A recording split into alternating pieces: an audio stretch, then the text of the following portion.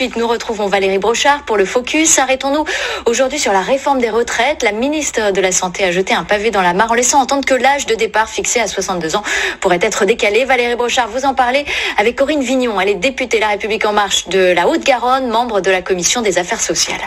Et Corinne Vignon, bonjour.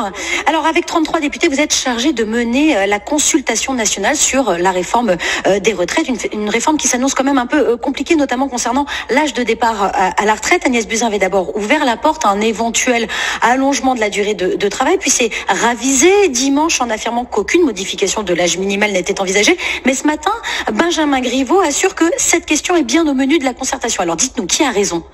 Alors c'est pas une question de raison, en fait ce sont deux thèmes différents.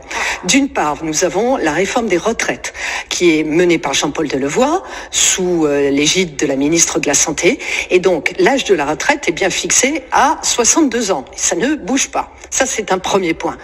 Autre point, nous avons la problématique de la prise en charge du grand âge. Et là, c'est le questionnement du financement de cette prise en charge. Donc, faudra-t-il reculer dans le temps? Et là, on ne parle pas de la réforme, mais dans le temps, l'âge de la retraite, pourquoi pas? Mais pour l'instant, tout est ouvert. Une réforme qui s'orienterait vers un régime universel. Est-ce que vous y êtes favorable? Que vous disent les gens sur le terrain? Oui, les gens sont parfaitement favorables. C'est une réforme d'équité. On supprime les 42 régimes pour faire un seul régime universel, ouvert à tous. Et donc, au lieu des 42 caisses de retraite que l'on a actuellement, on n'en aura qu'une seule. Donc, c'est parfait.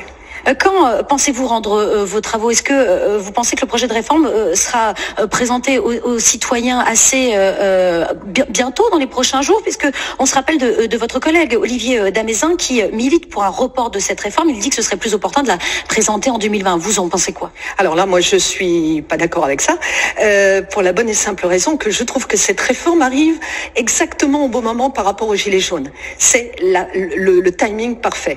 Les gens souhaitent de l'équité. Eh bien, on va leur en donner, puisque l'annulation des 42 régimes permet ceci.